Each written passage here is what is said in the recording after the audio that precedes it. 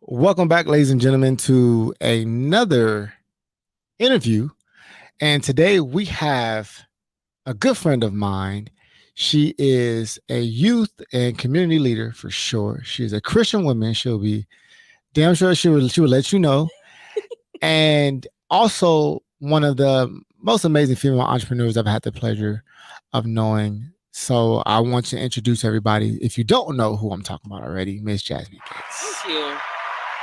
How you feeling? Thank you for coming. I appreciate this. Thank you for inviting me. Yeah, this is fun. People are watching this live. So as I tell you, I am going to ask you a series of questions, and this whole purpose of this entire show was to interview people specifically from LA or has spent enough time in LA to be from LA. It's a big difference. Yes. But just picking up, just starting off, can you let people know a little bit? I mean, I kind of introduce you, but I like people to introduce themselves as they would like to be introduced. But tell people a little bit about who you are and what you currently do. So I guess first thing, I'm the founder of New Black History Makers. That's a community serving brand dedicated to uplifting the Black community through media, merchandise, and events. And that's what it is. And then as far as like being a youth leader, I'm a youth leader at my church. And then the community stuff is with the brand. And yeah, I feel like that's pretty much it. Like he said, I'm a Christian, of course. That's a very dear thing to me. I was born and raised in the church. And yeah, what else should I mention? Tell a little bit about where you grew up. You are Okay. LA native, correct? Yeah. And you represent Compton. Do I? Well, I feel like maybe I feel like if someone would introduce you, spend a lot of time there. I feel like that's where you have a lot of you sowed a lot of seeds in Compton. But feel free to elaborate on what city you do represent from Los Angeles. So when he said he wanted to talk to people from LA, I was like, well, do y'all claim Carson, or can I claim that I'm from LA? So I was born and raised in Carson. Well, raised in Carson. So I spent majority of my life there. For people who don't know what that is, about to cut you off. But what would you say that is? And I guess comparison to Inglewood, Compton, because those are people who are not from LA. Where is Carson? Right. So it's next door to Compton. You're going closer to the water. So like if you know where Long Beach is, Carson is like, heading towards that way. Is that a good description? Sure. It's like it's where south. Or should I talk about what it is? Yeah, I guess because the people don't know where Carson is if you're not from LA. It's next to Compton, so that works. Everybody loves talking about Compton, but it's literally the next city over. From Compton.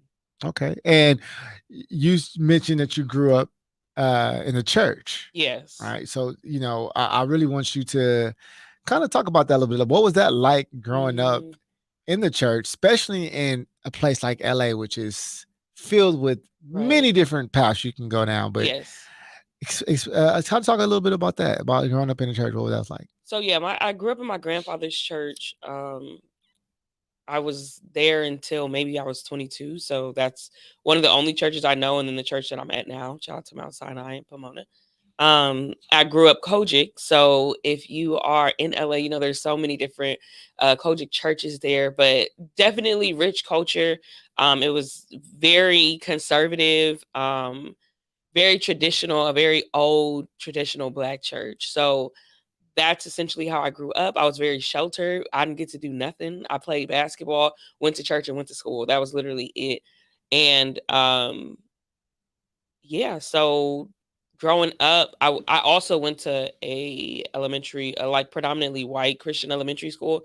So I didn't really get exposed to a lot of stuff until like middle school, into seeing other kids and people living differently from how I did. I essentially thought like everybody, it's naive to say, but I thought everybody had both their parents. I thought everybody's mom cooked every night. I remember being in middle school and hearing like one of my friends be like, yeah, we went to Jack in the Box and then we went to Pizza Hut. And I'm like, why do y'all eat out so much? Like, why are y'all, why isn't your mom cooking? And they were like, no, that's just what we do. But my mom, it was like a bad thing to eat out, So I didn't realize that until going to middle school and high school. Like, people live differently, and probably really until like when I was a junior in high school, where I was like, oh, like everybody's dads are not preachers and everybody's dads are not truck drivers. So do you really think that everybody's dad was a preacher at this point? That's I just thought everybody had a family like mine. okay. You know, Okay. I thought dads were supposed to do rough stuff like drive trucks. If you weren't a truck driver, you were like a construction worker. You know, Right, like right, you right. just got your hands dirty. Even though I saw men doing other things, but I just in my head it was like you're supposed to be this like rough man. You know. So now you grew up in a church, but I know a little bit about it. Actually everybody I brought on this show I've known about. I don't want to bring nobody I don't know a little bit about. Mm-hmm. Your father is a preacher, correct? Yes. He's a is that the correct term? Or a Yes. minister? I don't want Mm-hmm. to okay. Yeah. So you're a preacher's kid, which is different from just growing up in the church, right? Yeah.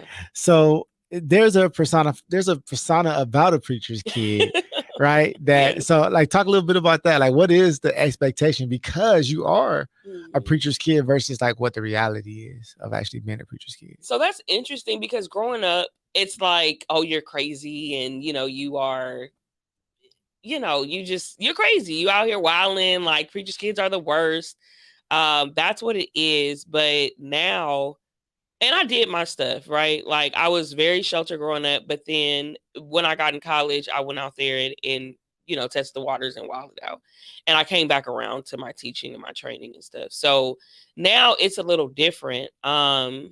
Being a preacher's kid and kind of like being in ministry, having coming from a lineage of preachers. So to break that down, my grandfather, he's one of 15, four preachers came from there. And then after that, my dad's generation, there's a bunch of preachers there, right? And then I'm the next generation. So I come from like that's out in our blood Mm-hmm. to preach and stuff. So now that I've decided to come back to what I've been taught or to operate in ministry, um, there's this like expectation. And I don't want to say it's an expectation. Sometimes it's internal and we put our own expectations or we project what we think people are expecting from us.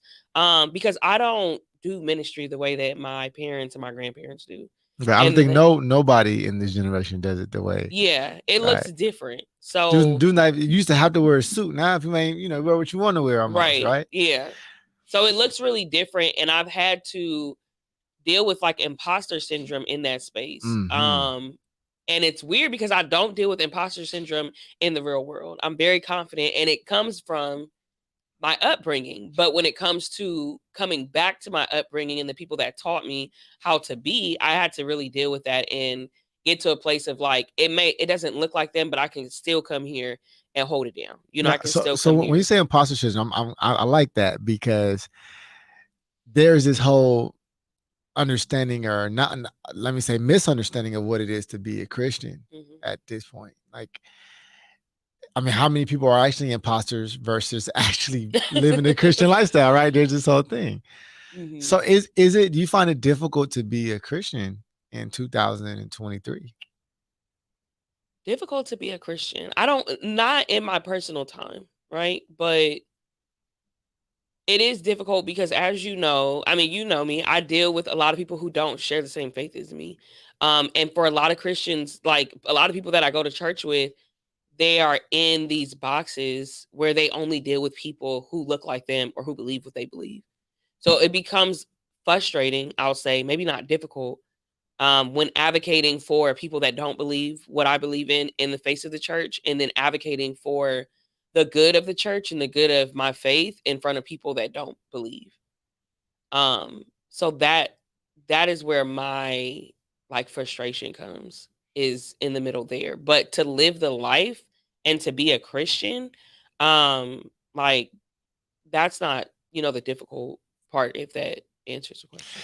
Yeah, I mean, I guess what I guess to maybe ask it a different way is the difficulties like socially. Like I know there's a lot of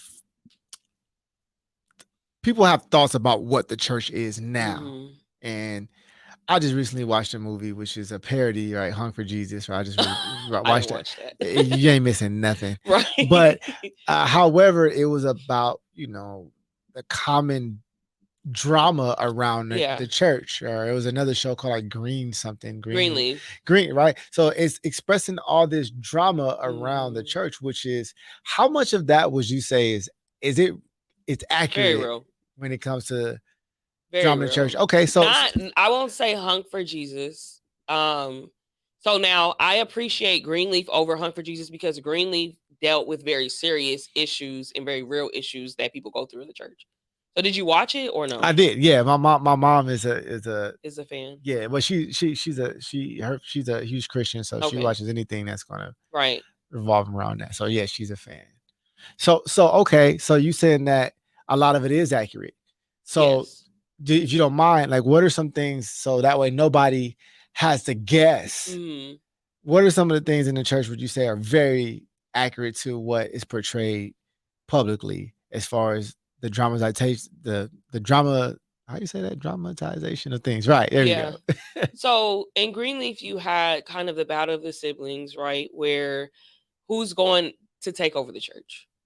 That's a real thing that a lot of preachers go through, or a lot of preachers' kids go through, especially if there's multiple kids. You also had the child that left that wanted nothing to do with the church, but still may have a call to ministry. So then dealing with that, there was also homosexuality, right? You had a child, a wife that had a gay husband. And they in the church they call them cover girls, where you married a man and you know that he's undercover, or maybe you don't, and you sitting up in church with your hat, and you're basically just the cover up for him. Cover girl. Yeah. Interesting terminology. So yeah, that's what it's called. And it can go the other way. It can go where the man is the cover man and the woman is gay, and they're both ministers, or one is a minister and but he needs to come off as if he is appearing as a pastor. So how much drama does that create now in the Christian faith with homosexuality being, yeah, no, you can be openly gay Mhm. now, which is so how does that affect the church? So I won't say in some spaces, yes, you can be openly gay. In some spaces, we can know that you are gay, and saying we because I'm part of the community. We can know that you are, but people won't say anything because you often most of the homosexuals that we deal with are giving something to the church. So they are praise and worship leaders, they're musicians, and not everybody can play the instruments. Not everybody can sing. So So hold on. So you saying it's only okay to be gay if I can play an instrument or if I got money to, but if I just want to be a normal member of the church, it does that still pose an issue? it's not okay, but we as people are very transactional. So if I know that you are giving me something, if I know that you're offering me something to my church that I probably can't get from somewhere else, or I'm gonna have to go search for someone else, I might, close my eyes to what you're doing. Hmm. And that's what has happened. And it's unfortunate because I really believe that our faith and the Bible and God can really change lives, eh, and really put people in a better space with their lives. Like I really believe, like if you really read the Bible, if you really pray, if you really talk to God, really have a relationship with him, I believe your life will be better. And some people negate that and put that down so that they can utilize other people's gifts or kind of like prostitute them for their talents. Hmm. And it's like, well, you get up here and you preach every Sunday about this, but you don't believe it enough to preach it to the people that are on your staff, you know? Or exercising, which is once again, I guess that goes back to the common conception of you don't practice what you preach, Yeah. right? The old terminology. Okay, very interesting because now the church has changed, Hmm. obviously, and everything is online now, which is a whole different. I don't know, Why'd you like, laugh? well, because I know that some churches congregation. I mean, the congregation is everything. I mean, it Yeah. really is everything. That's the church. So now with the shift to being virtual, do you see a lot of churches being able to move with that, or has that posed to be an issue um, in the church? It's a to me it's an issue. One, for I feel like you should come to church. If this is your faith and this is what you believe in, you should. And there's a lot of preachers that are pushing for people to get back in church. Um it becomes a problem because people got lazy, with the pandemic. You being able to stay home, even the work from home thing. So people are not really working and trying to push the church as much as or work in the church, because we need leaders, we need people to work the ministries and stuff. So that's where I know a lot of churches have seen like a dip and stuff. Yeah.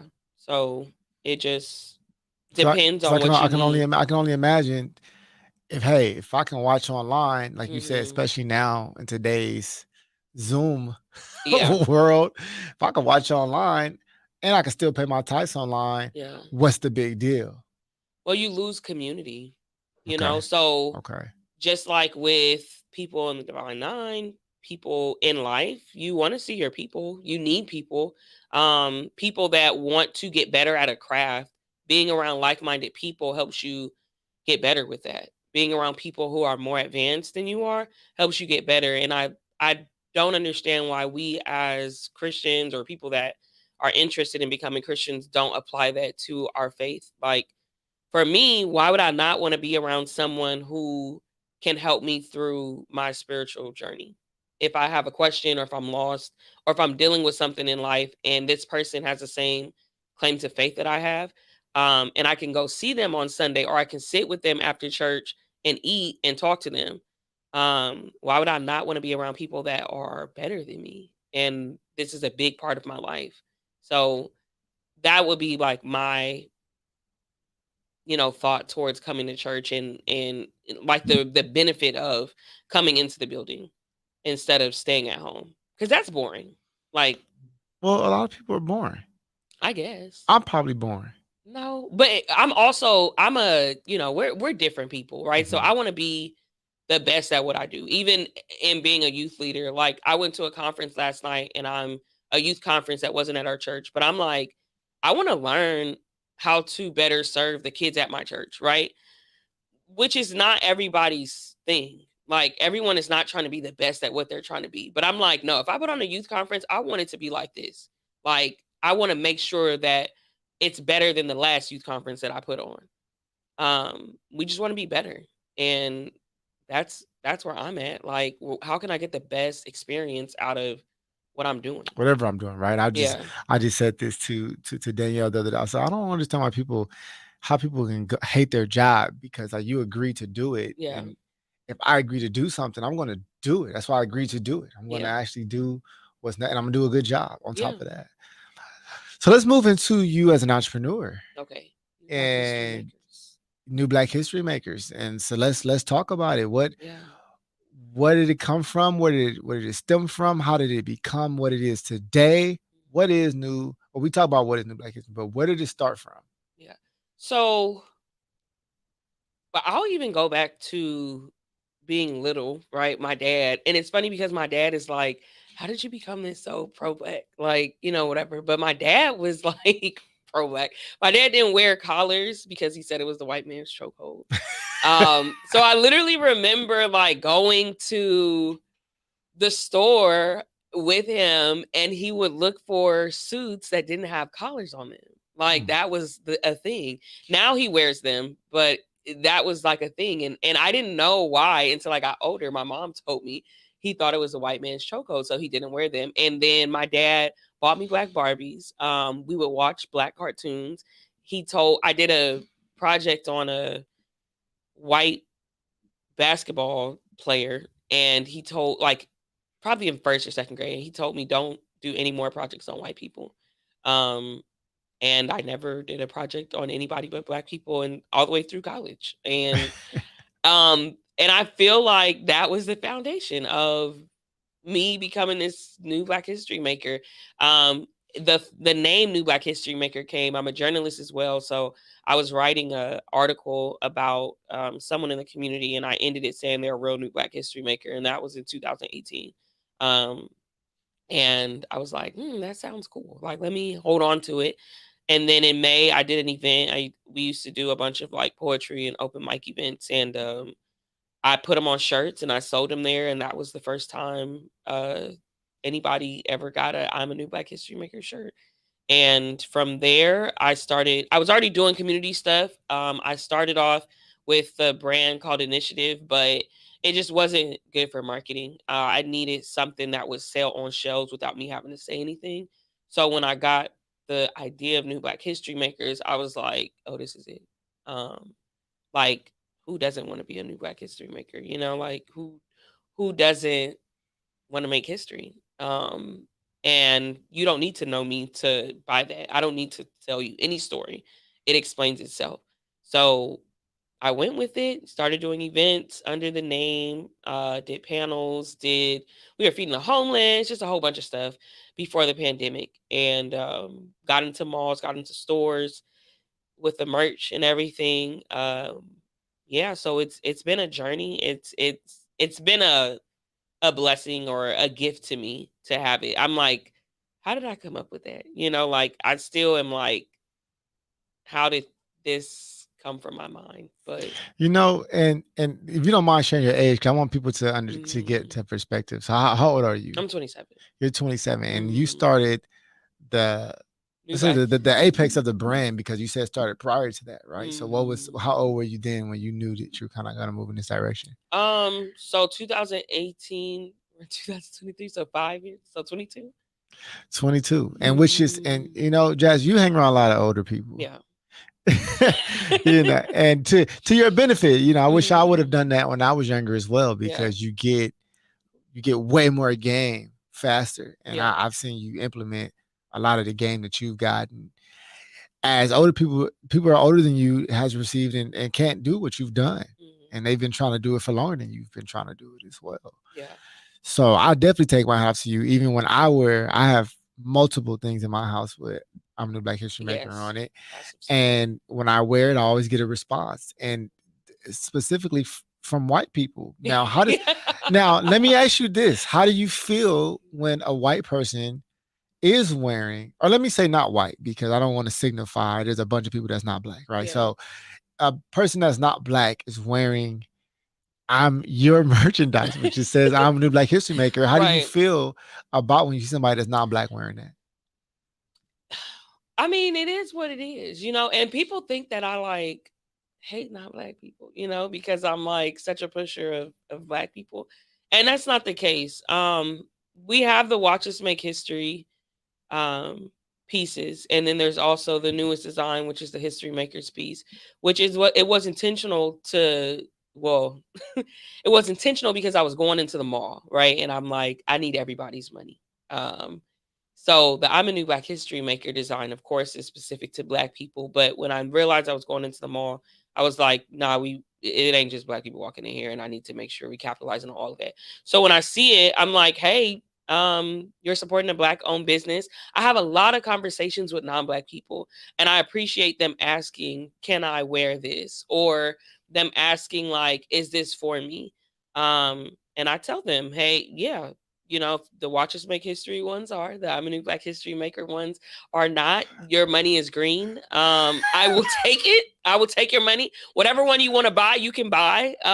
You have to deal with what people are going to say to you on your own when you decide to put on a I'm a New Black History Maker shirt. But, if I saw a white person or a non-black person in a I'm a New Black History Maker shirt, I would be the one to question it. Even if it wasn't my brand. And if it now, I'm careful to be controversial. Um, I've learned how to be effective in my words and say things and have conversations with people that I don't agree with.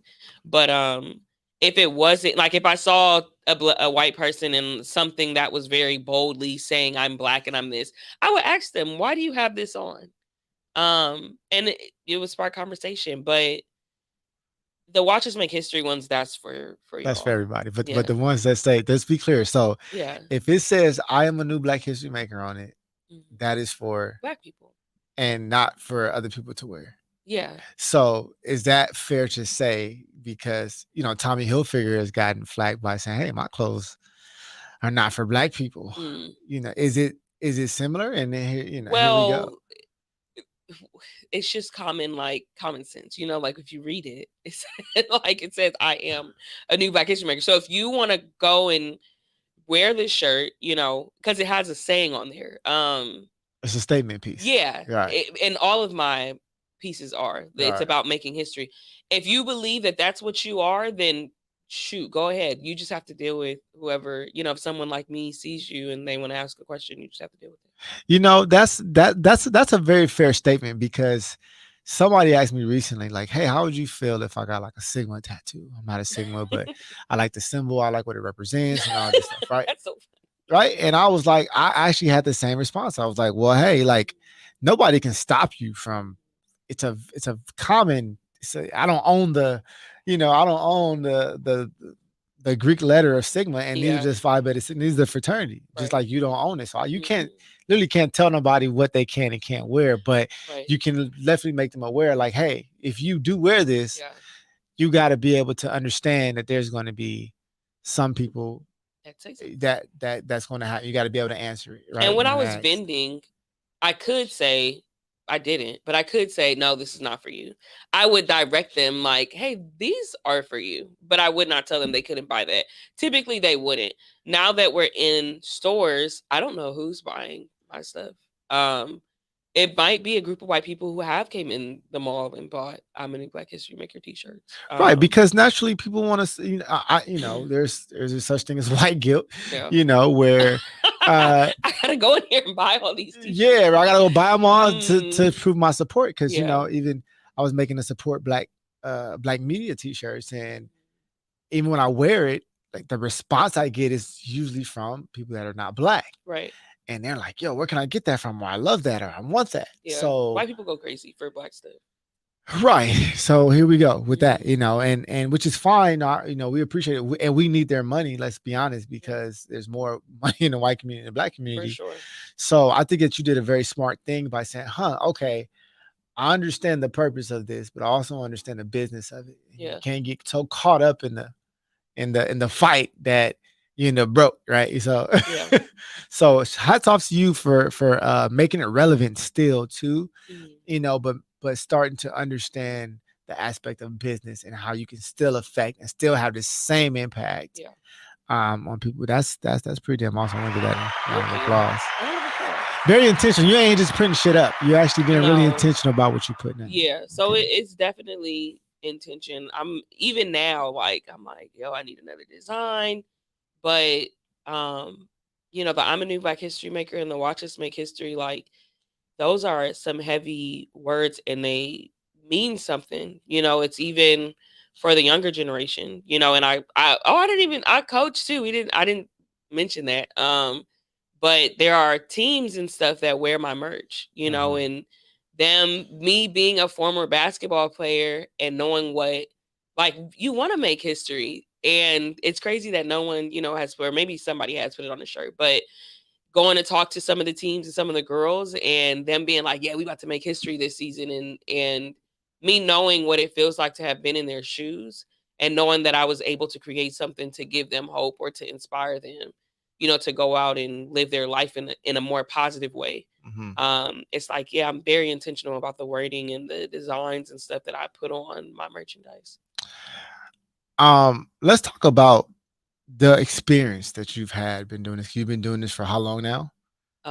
It'll be 5 years in May. 5 years. Congratulations. Five Thank years is you. incredibly hard to get to. People don't make it. No, people don't at all. And I'm sure there's been some struggles. Can you Yeah. talk about some of those struggles that you've experienced I being a female entrepreneur? Not, Yeah. let's take it all the way back. Not just being a female entrepreneur, but Mm, being a black female entrepreneur, because each one of those has its own list of challenges, yeah. right? So, what have some of those challenges for you? So, but I feel like I'm also in a struggle right now. Like I haven't posted on in New Black History Makers on social media probably since December. I'm not tripping about it because, like I said, we are in the mall. So that helps a lot. Like it's a kind of a scapegoat for me. But I did the work to get into the mall, so I can rest on that. Like There's a point. it's yeah. So, um, it's that passive income basically. I just got to drop stuff off, but struggles. I have to be very like dominant about my brand. I have to be very assertive. And that doesn't come off well all the time because I don't know that I've really done business. The only females that I've done business with are the owners of the store at Fox Hills Mall. I haven't done business with women at all, so it's all with men. And Why do you there's think that is? Why is most of your business done with men? well, that's who like you're saying, am I choosing to do No, business with I men? mean, what's the reason? Whether you're choosing it or Oh, that's just what's available because of the, I mean, just because is it a male dominated? I mean, just tell me. I don't know what the struggles I are. think it is I think a lot of stuff is male dominated. Like as a business owner, there's a lot of black women that own business, but on the back end of it, what you have to do with merchandise or if you're trying to get a venue, most of those are owned by men, typically not black. Um, and even like a struggle I had, I was getting my shirts printed by a black man. He ended up having to like fire all of his people, and because he didn't want to communicate with them, like his team, there was miscommunication with us, and it ended up getting into like some real testy situation, and to the point where he was like, if I see you, I'm gonna beat you up. And I'm like, okay. Like, and I'm having to like, all right, let me call who I need to call to make sure I'm good. But it was business, and he literally tried to like do it, not with drugs, but like some type of drug deal situation where it's like, I'm gonna give you this stuff that my team messed up, just pay me when you make some money off of it. And it had been months, and I'm like, I'm not taking that. Like, you messed up my stuff. You, one, need to pay me for the blanks that you printed on, and then two, you're gonna keep this. I'm not taking it. I'm not paying you for the work. And that's how I'm getting a little like assertive, but that's how I have to talk to them sometimes, because they think if I'm coming in as a woman or if I'm coming in as a little like respectful, they'll sit up here and run over you. And it's like, no, I've run this bit, like I've been doing this for, at that point it was like 3 to 4 years. But I'm not about to sit up here and pay you for something that you messed up. And then that was gonna be like a $300 to $400 order. Absolutely not. And if you gonna sit up here and you want to beef or do Uh, whatever, like and then that too, like me growing up with my father, and I have a lot of good men around me, like, and I realize that not a lot of women have that, so I don't take it for granted. But I've seen men, so I've had to check myself, and you see me in action too when I feel like men get out of character in a way that my father wouldn't. Or in a way that my uncles would not. Like I used to get to a very like, what are you doing? Like, I get turned up behind that. And I've had to check that, but I can still come in an effective way, like I said earlier. Like, I can still tell you that you're wrong, and I'm not about to pay you $500 for this order that you messed up. You need to correct it on your own. so do you feel like as a woman in a business setting as an entrepreneur, Mhm. people try to take advantage of your kindness, or they automatically think it's going to be there? Do they overcharge you, or do they like? Is that some of those things happen? They'll try to. So like downtown, when I first started going, I was paying regular prices. And I realized, because I would be sitting there for a while and I would see black men come in, and the people that I shop with mostly downtown are Arabic. So I would see black men specifically coming in, and they would talk them down. And after a few months of me going back and forth, I was like, I'm about to talk them down too. And I would go in there and I would get my stuff, and I'm paying upwards of $500, when I'm going in. Some orders I'm paying thousands of dollars. Right. So I would go in and I'll be like, yo, I'm about to take all this merch out of here. We knocking 100 off. Or if they were charging $4.50 for one color, one print on one shirt. Um, I would be like, "Oh, can we do 3? Because I'm getting 200 pieces from you." Um, and it started to work when I started being more assertive and started, like, "Oh no, we gonna knock this down. I come in here every 2 weeks. I'm not paying regular price." So um once I started being assertive in that space, and it's been probably like a year and a half since I started doing that. I saw that game, like, I'm like, nah, you ain't about to sit up here and charge me $5 for no one shirt. Like that's absolutely ridiculous. And I'll be sitting there and I'll see them do it to other women and they'll charge them $5 and I know that I'm about to pay the invoice for $3 a shirt or 275. Um so yeah, and even further than that, now I have my own heat press, so I'm not even paying them anymore. So yeah, but I had to learn that and I had to like feel confident in myself. And you can't go in there being sweet and kind to these men. You can't. You can't show them anything. And I'm not about to sit up here and flirt with you. That's not my get down.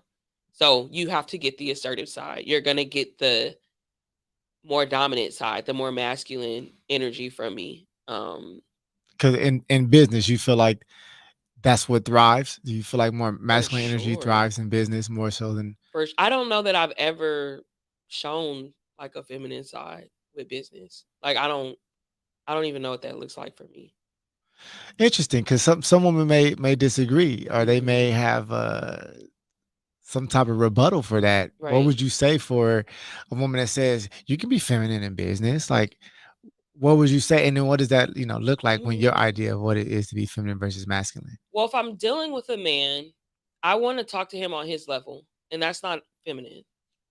And I want to, yeah. So if I'm dealing with you, I want you to see me as your equal, and I can't do that coming in here kind and whatever. Like I'm gonna probably talk a little rougher and not like different, but I'm gonna be a lot more assertive, and I'm probably not gonna like laugh with you. Um, but I want you to see me and respect me, as your equal. Does what you wear have a impact? Yeah, I mean, yeah, of course. But I'm also, I'm a church kid, so I don't typically dress. I dress more conservative, Um, so I don't really go on the other side where some women might, it might play into their favor where they're like, oh well, I go in there with the shorts or something that's a little more revealing, and a man responds to that way. I don't want that. I don't want a man to respond to me because of my body or because I'm showing a little too much. Like I would rather you respect me because I went off on you one time. And you like, nah, we can't play with her. I would rather that than it be the other side. That is that is an Instagram clip right there. That lets you know that that's Is it? gonna, yeah, that whole response. I'm like, yo, she going in right now. Yeah. Because I think that a lot of people can relate, men and women, because men Hmm. have an expectation about women and women have an expectation about men, especially when it comes to business. And a lot of Hmm. times, some men won't work with women and some women won't work with men due to Yeah. those things that you just said. So I think you really dropped some game there. Thank you. And as been an entrepreneur, you say you've been an entrepreneur for 5 years. Yeah. Some of the struggles have been learning how to, I guess, operate. And that as a woman. Now, what does it mean to be a black woman specifically, or a black woman? And what do you think the struggles specifically because you're are a woman and you're black Hmm. has been? Have you had? Has there any been any different struggles, or do you not Um, see them, or have you feel like there's definitely been some? for sure. I think I have it a little different because my brand is black.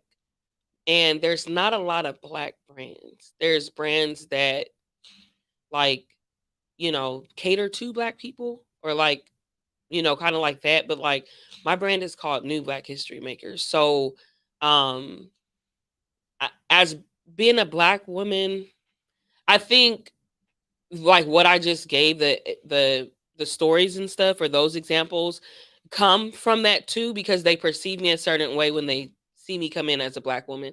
I don't know how they would treat um like white women, and I feel Mhm. like too sometimes when I come in because we're cool, right? We have I have this edge, black women, we have this edge.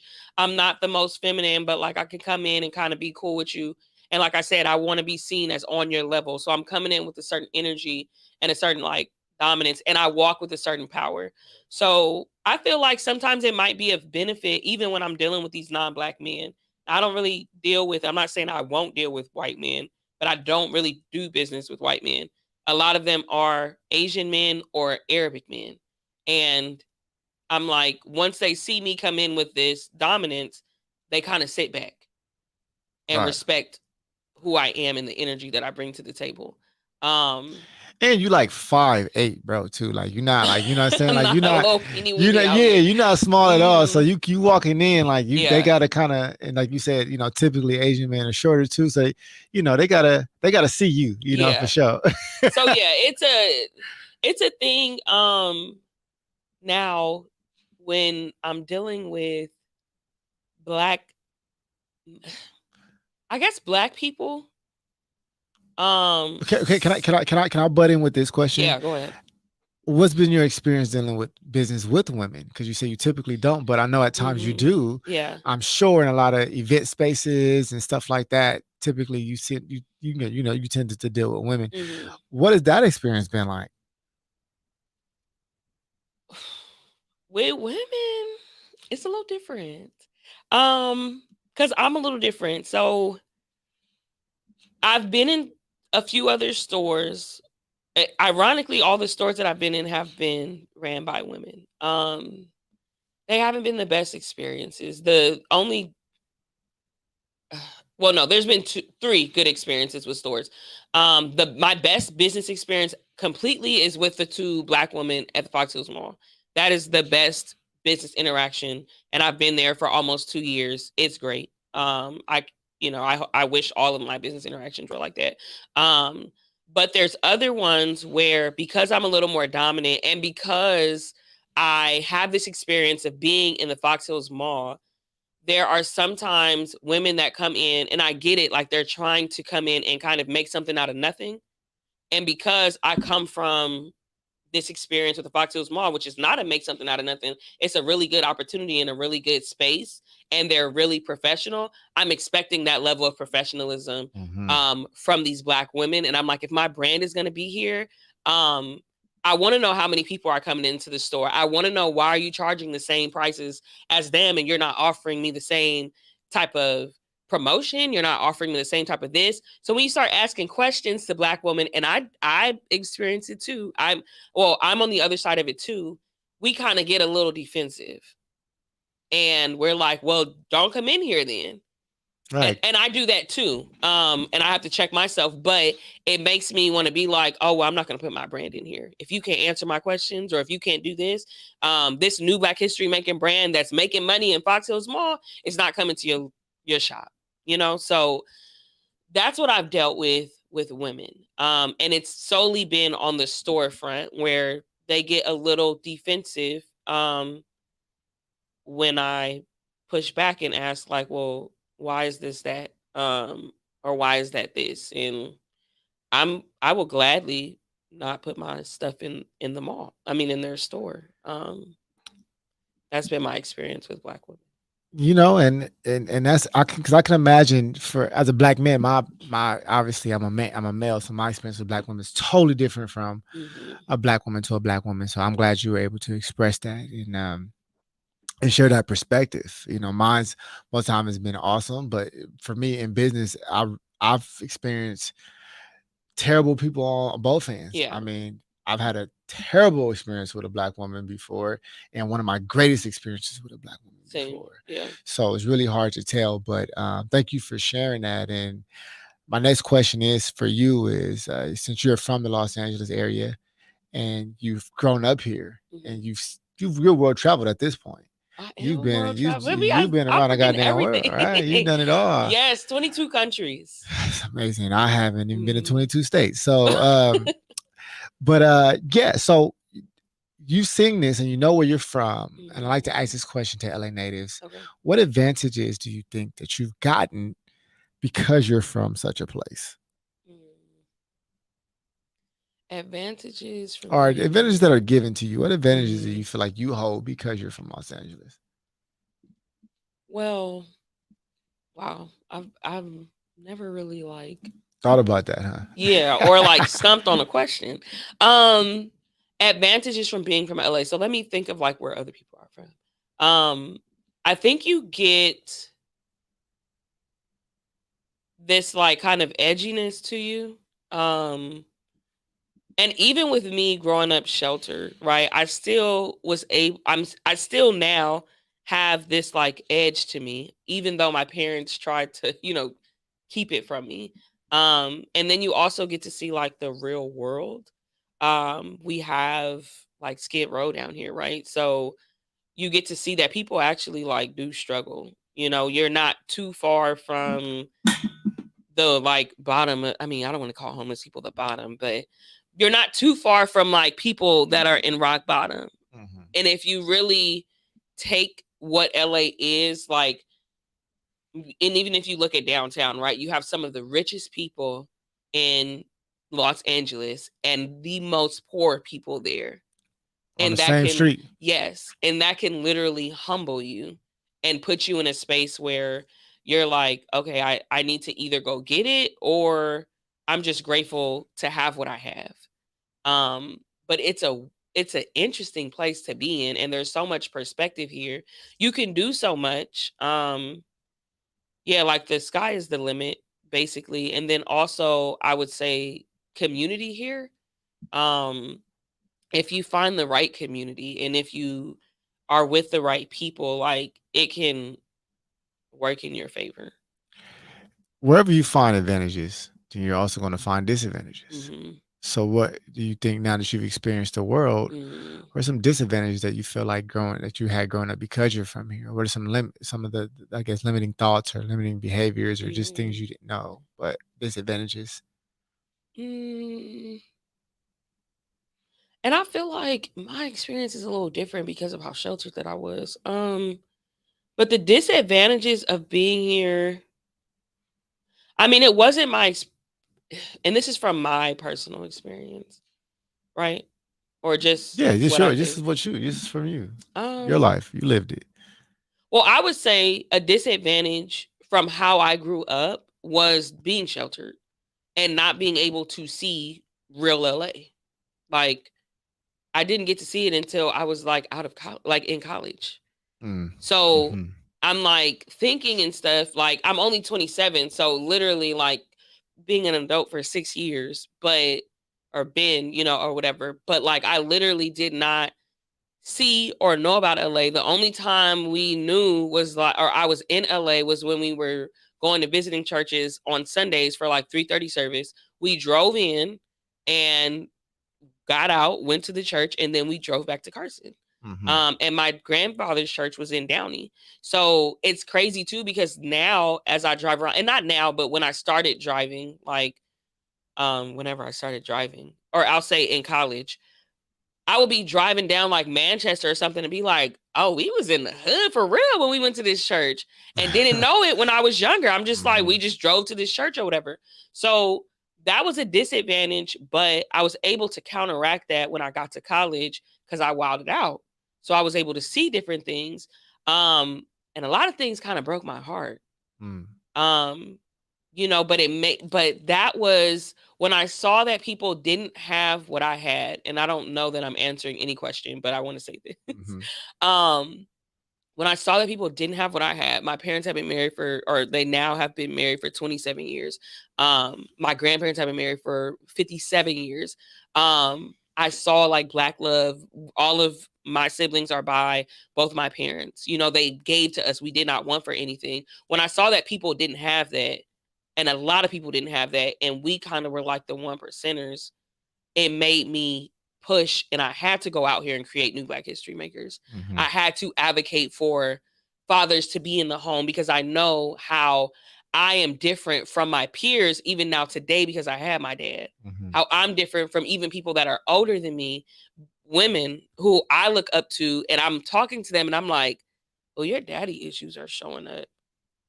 And I'm like, no, we need to advocate for that now for the little girls that are being raised, and the fathers that are scared to be fathers and the mothers that are pushing them away. Like, no, my work is to advocate so that people have the love that I had or the support, the security that I had. So you know, in that there was advantages and disadvantages. And within that, you have you are also 1%. You have you have an amazing father Yeah. who thinks differently than, especially, during our time. Mm-hmm. I was born in the 80s, in late 80s, and he's born between the 80s and 90s. Most of our fathers either spent time in jail or Yeah. just left the house Right. because of the time. Mm-hmm. So definitely shout out to the dads of the 80s and the early 90s, because those were times where fathers were taken out of the house mostly Yeah. by choice and not by choice. Mm-hmm. So the fact that your father was able to navigate through those almost 90% of what was happening Yeah. already makes him a standout individual. So, Yeah. and it makes, the apple don't fall far from the tree, as they say. So, Thank you. Yeah. Good guy. Good guy. yeah, amazing. I've had the pleasure of getting to know him. So, Yeah, they have very interesting yeah, conversations. no, me and your dad can go. So, Yeah. um, couple more questions. I Okay. do want to. You talked about the family, and I love talking about dating in LA because I feel like that's one of the great Dating in mysteries. LA. Yeah. One of the great mysteries of Los Angeles, right? Yes. How has your experience been? I mean, Dating. from 1 out of 10, what would you give it? And then Mm-hmm. I want you to express a little bit about your experience. Okay. So a little different. My last serious relationship was with someone that lived in New York. So I often am You had to go like, to the other side of the country, huh? right. You're running from LA. So, and not intentionally, it just I met him here in LA. So it wasn't like I was like, oh, I need to get out of LA, to do whatever. Like I met him here and we just kicked it off, and it so happened that he lived in New York. And I often advocate, like, I would advocate that it's not trash here. I often tell people, like, you're not supposed to be with everybody. So of course the most of your dating experiences are going to be on the negative side, or it's going to end in a negative way, or it's going to just end. So that's like a thought that I kind of move with. Now, we talked about me being a Christian, right? So dating now for me is, I'm a lot more intentional with it. If you're not going to church, if you don't believe in Jesus, then I'm not, we don't need to I don't need to entertain you. Mhm. Because I have such a strong faith. I'm not about to be the single or the mother at church with my kids and my husband is not there. Mhm. And that's a goal of mine. And then also, refraining from sex. A lot of men don't want to. So that puts you on the outs with me too. If you can't respect my boundaries there. Um, so dating for me, I guess it's kind of easy right now because of my boundaries and what I'm keeping myself to, what I'm holding myself to. I'm not running into a lot of men that are wasting my time. Mm. So and it's very easy for me to tell if you didn't go to church on Sunday. You're already out, and that, Yeah, and just by that alone, you probably hitting out by 85% of yeah. Somebody told me they were like excited that I went to church. So I go, okay, like you're so excited. So what did you go to church too? And they're like, no, I watched Joel Osteen. And I'm like, you watch Joel Osteen? Oh, I'm like, no, it's okay. You got some of that holy water. You bought some of Right. I'm that. like, no, it's okay. And then I go, I'm you do, you don't have to be Kojic, right? You don't have to go to the church that I go to, especially as we're dating or just getting to Mhm. know each other. But you have to have a relationship with God, right? And I typically have attracted a lot of pro-black men, and a lot of pro-black men want nothing to do with the church. And that's something that Mm. the conversations that I bring up in the church, like, why are these strong men that I'm attracting that are good men, don't have no kids, right? Why don't they want anything to do with this church that with church or with the faith that we believe in? And a part of it is because the church has made them feel like there's no place, or when they go to church, they want them to go and be pastors. And some of them are like, I have a whole life outside of this and I'm making the money that I'm making. I don't want to be a pastor. And, it's unfortunate because now I'm sitting out here like, dang, y'all pushing these men away and he don't believe in Jesus now and y'all not welcoming them in. So now I have to not date them and just kind of be content with myself or get a You might more. have to date another preacher's kid, man. That might be what it is. But okay, so also what I'm not into, and I'm not going to say that this is all preachers' kids, what I'm not into is dating a hypocrite. And not that Mm. preachers' kids are, but I'm like, the same way that I won't date a man that is not going to church, I'm not going to date a man that is in the church but not living a life. Right. So, because I've dated ministers and I've told them, and being very transparent, back when I was having sex, but I wasn't going to be a minister's stumbling block. I knew enough about that. Like, I'm not going to be the reason why God sits you down from your calling. So I would say to them, I'm not going to sleep with you. You're not gonna be the church And baby mama in there. absolutely Yeah, not. We right. ain't. You're not gonna, No. you're I'm not gonna not be doing you're that. not gonna be the one with No, the secret kid. absolutely not. So I would tell these ministers, like, I'm not sleeping with you. And they would look at me like I was crazy. And I'm like, oh, I can't. I'm not sitting with you. Like, I'm not gonna date you. I'm you getting up there every Sunday, and you think I'm gonna be the reason why God is making you trip, like, or the preacher has to sit you down because you ain't living. Absolutely not. And I had You're that not when gonna I be the Eve was to the Adam, is what you're saying. Yeah. no. So, and now I've committed myself to keeping that boundary. So yeah, that's just the thing. So I'm not willing to date men that are not in alignment with my faith or believing my faith, and I'm not dating a man that is not or is being a hypocrite in the church. Like, that's even more dangerous to me. I got an important question for that Yes. too. Is do they have to be taller than you? Yeah. What? I mean, What are because we you know, doing? well, I'm just for people watching. You Mm, know, we got quite a few people watching and been watching throughout this time, and I just want some dudes probably thinking maybe I got a shot, maybe I don't, that's because like a question that gives me anxiety because I'm 5'9", right? So it's like, do you go to church and how tall right, because are now, you? because now you got to find somebody that's tall and go to church Yeah. at the same time, and I've lucked up though to deal with taller men. just go to the little church basketball leagues. You're gonna find somebody. Fine. Right. Is there a church It's basketball a league gang of somewhere church that I could go basketball to? leagues. Yes, but shoot, if you go to church and you Or at least five five, nine yeah, and a 5'9", half. 5'10", something like that. If you my height, it might be okay. I'm not picky about it, but if you just gotta go have a relationship with God, and it'll be good for you. Jasmine don't wear heels often, fellas. So I you might don't. so you ain't got to worry. You'll So be if you good with get 5'9" or 5'10". you right there, you Yeah. solid. You'll be okay. Yeah, I'm not really picky though, and it's funny too because even going into the dating thing, it's like people are like, well, you don't have any other things that you want people to have, and I'm like, if you have a real relationship with God, that will really take care of a lot of the other concerns that I have. If you really are seeking that, and yeah, and there are good men that don't go to church. I'm not negating that, but it's just such a big part of my life that I don't want to neglect that part. Right. And like getting further, if you get into a relationship and I can't talk to you about that big part of my life, I'm probably gonna talk to another man about it, and I don't want to do that. Right. So Right. that's why I'm just at the place where I'm Well, God fearing and 5'10". That's the qualifications, at. fellas. Yes. I got a couple more questions and I'm gonna Okay. let you go. We can go as long as My question is, we're in the new year, mhm. and I always it's the opportunity to reflect on what happened over the last 12 months. Yeah. So if you were sitting on that couch next to yourself 12 months ago, right? Yes.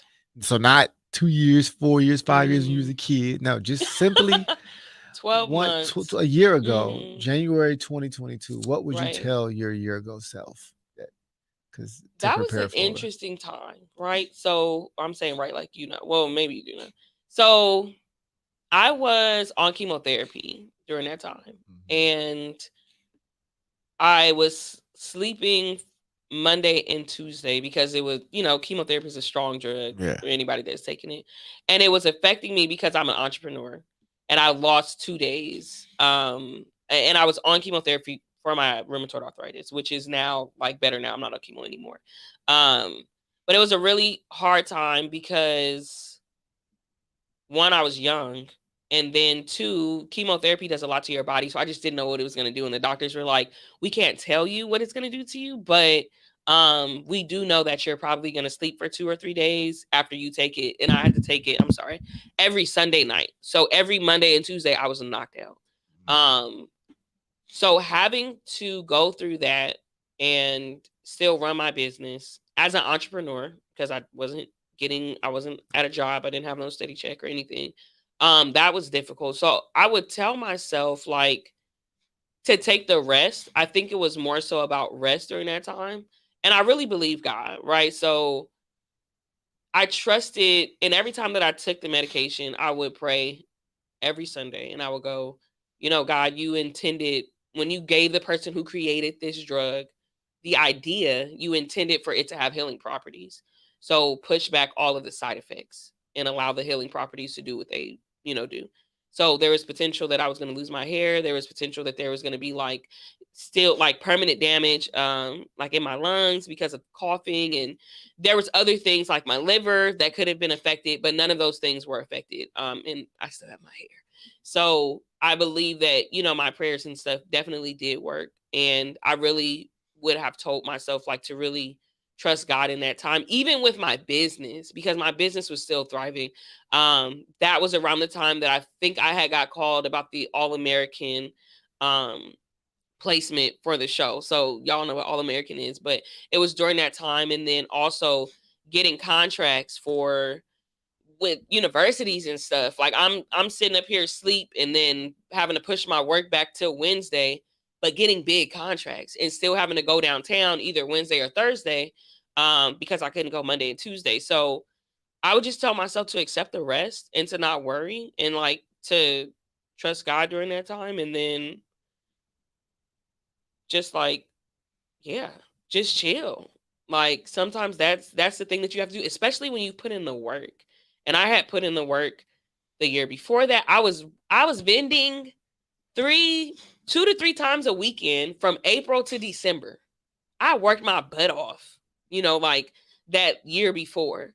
So I was able to rest during that time. And I didn't see it then. I was very concerned about how my business was going to be affected, especially because of those 2 days that I was losing for almost 3 months. Um, but I made a lot of money during that time too. Yeah, well, and that's how it seems. It seems like the less you do, the more you make, and it's kind Yeah. of like I agree with you. You look back at that year, I would have a similar same like, bro, just actually relax, stop working so hard, Yeah. and actually just find peace, and then you'll realize that the work becomes easier Yeah.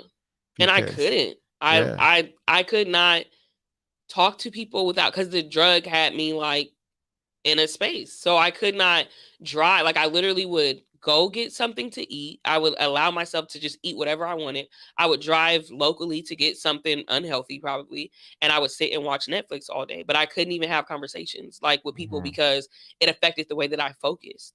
And it right. was like irritating me to a point because I I'm was like, tired. yeah, so I Yeah. couldn't I couldn't do anything. I couldn't Mm, even sit on my computer. Like wow. I couldn't stay up. So I had to rest. I had to sit there. And if you wasn't forced to sit down, you wouldn't have. And I, Yeah. I I get that all the time. And every time I get sick, everybody around me like, good, good, you're sick. I'm like, nah. They're like, Right. nah, you need to sit Mhm. down. And Yeah, now I've learned to do that without having to be sick. So for sure. I will rest. Like I'm resting now. I coach now. I worked my butt off the last 3 months. Like I was working so hard from doing stuff at the church to I coached at East LA College women's basketball. We had tournaments. We're shout out to Eli. They they, traveling. they they going up Yes. ever since Netflix and came through. You Yeah, know what I'm Last saying? Chance Yeah, U. Like that gives me some street cred. People are like, "You coach where Last Chance U yeah. was?" And I'm like, "Yeah, I went there too." But I'm able to rest now. And it's funny because I was at a service and a preacher, he said like this will be the year of rest, and I was like, "No, this is not. I don't get to rest. Like not being who I am." Mhm, And I had to ask myself, why did you push back on that? Why mhm, didn't you receive that? And it has been that literally since the beginning of January, I've been able to rest more, and just kind yeah. of chill and relax. So, you know, it comes, and like I said, I haven't really been pushing new Black history makers, but it's still been doing its thing. So I'll get back to it, but I used to hear this old joke. They said, Jesus so tired he slept for 3 days. You know what I mean? So but in actuality, he yeah, was he rested. God rest. yeah, Like that's real. Like you don't have to overwork yourself. You don't have yeah. to keep going. So take your rest. Like as someone who I work hard, I pride myself in how much I work. Like you ain't gonna outwork me. I have rheumatoid arthritis and still outworked most people that I know, like, and I'm still at a point now where I'm like, how did I do that? My body that's a lot more healed now is like how did I bend every weekend 2 to 3 times with rheumatoid arthritis? Mentality, Yeah, you know. it was all here because I was in pain. How did Kobe come out and shoot with his left hand? Yeah, Or, because it's the mentality yeah, of I set out to do something and now I'm going to do it and I'm not right. going to stop until it's done. And that's why you're here today on this show, Hmm. because of that type of mentality that you hold. And I always respected it Thank you, since I met you. And I would agree, you are a very hardworking person. And thank you from one hardworking person to another, you get more done the more you rest. I've learned too. for sure. You get way more done the less you do. And the Yeah. less is actually more. So my final question, and I usually prepare people for this one, but I did not prepare you for this question. I don't So know what this question. you just have to deal with it, okay? Okay. Um, I always like to give people an opportunity on this show because Hmm. we don't get the opportunity often. And the opportunity is if today was your last day, Hmm. because one day it most certainly will be, Yeah. and we don't get the opportunity to actually talk to the people we love the most. So Hmm. I like to provide that opportunity now, and I'm going to ask you if today was your last day, and we'll start with I always like to start with your parents. Hmm. Wow, What's that's something a that deep question. is very deep? I usually give people that question early, but we start talking about some other stuff when we start, and Right. I forgot to We got actually into prime some you on that. deep conversations. But if today was your Hmm. last day, what's something that you want your parents to know, or what would you want to tell them? That they did a good job. They did a really good job raising me and my brothers. I mean, they're still, raising my brothers, but like I get so many compliments because of how I carry myself.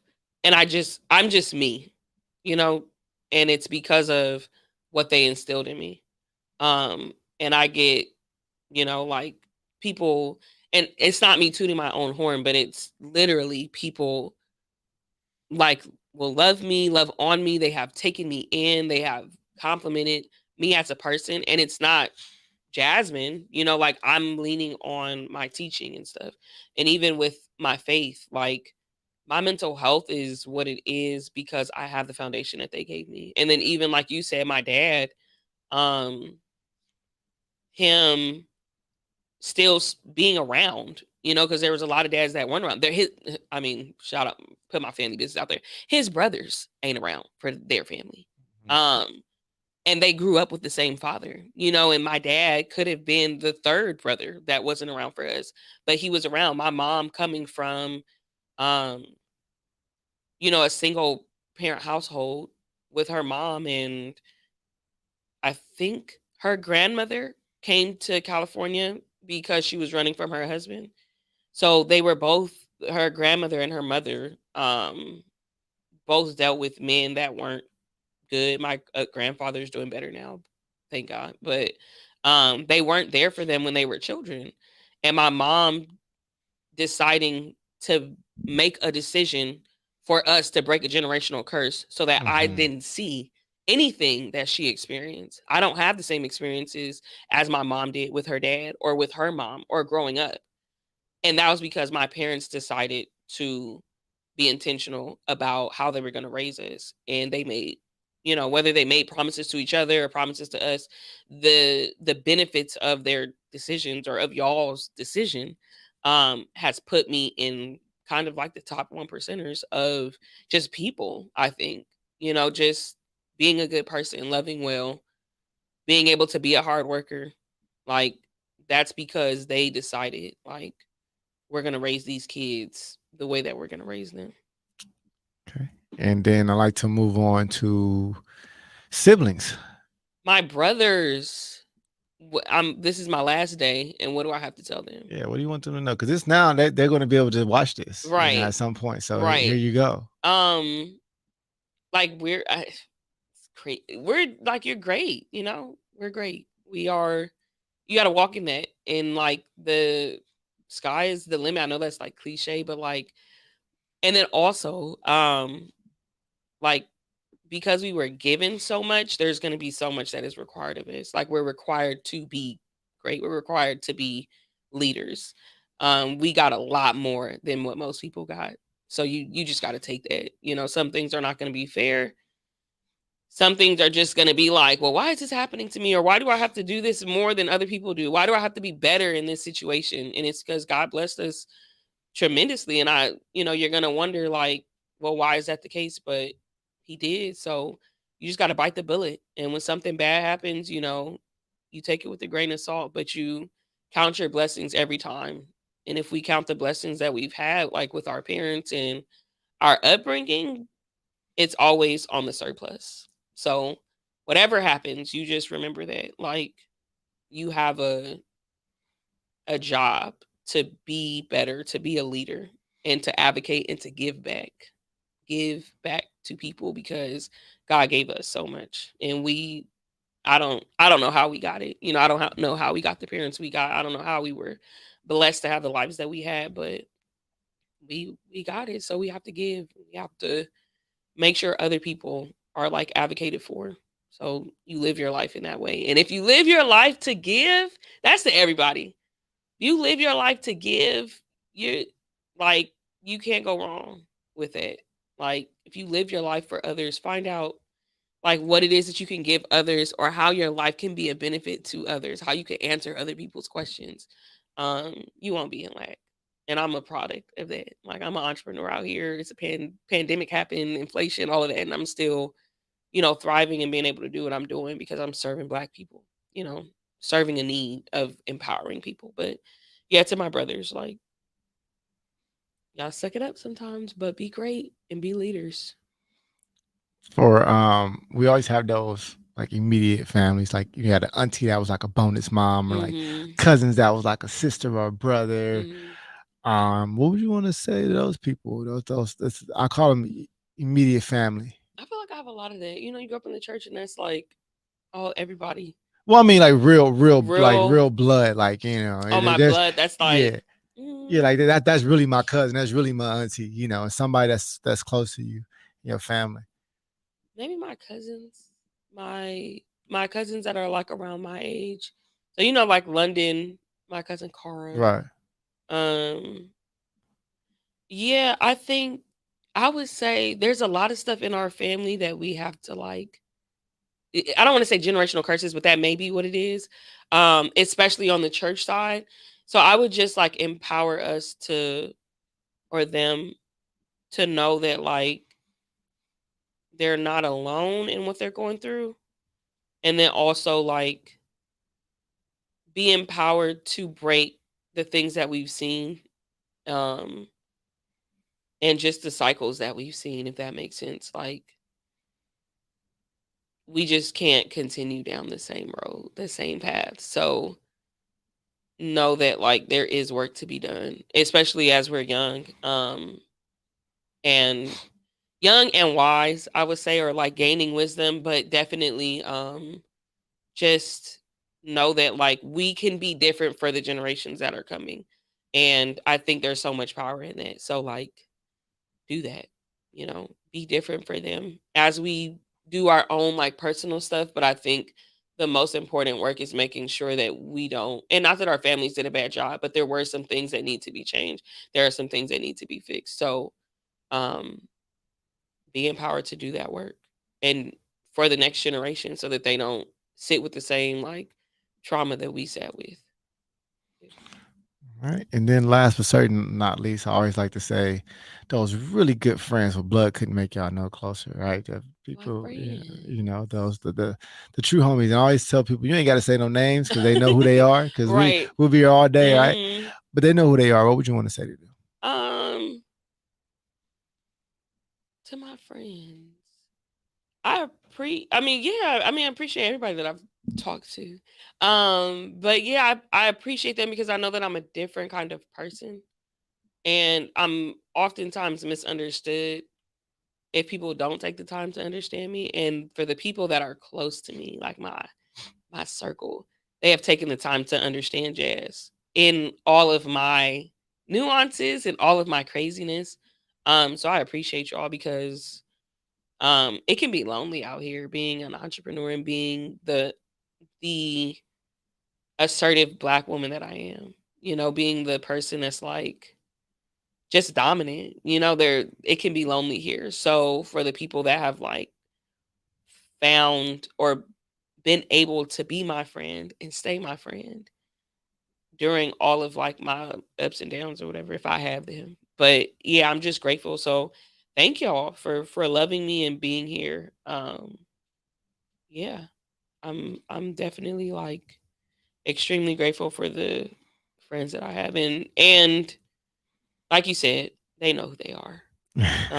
But yeah, so and it goes like I'm thinking because even like with you, like we don't talk all the time, like you and how Devontae and Danny have become like close to me, and Right, family right. because of like the affinity that we've had for each other. Hmm. Like even those relationships, like I can go and hit a Devontae about something we ain't talked in, or we don't have to have talked for a long time, but it'll be a meaningful conversation and it'll help me get to, wherever. So even those, like, y'all know who you are, the ones we don't talk often, but like it's love there. And I've been poured into so much by my circle of friends. So um I'm grateful for y'all, like for real, for checking on me and just pouring into me and all of that. Dealing with me, supporting me. My friends support me, y'all. Like my friends got new Black History Makers merch. I don't know what y'all be talking about. Your friends don't support y'all.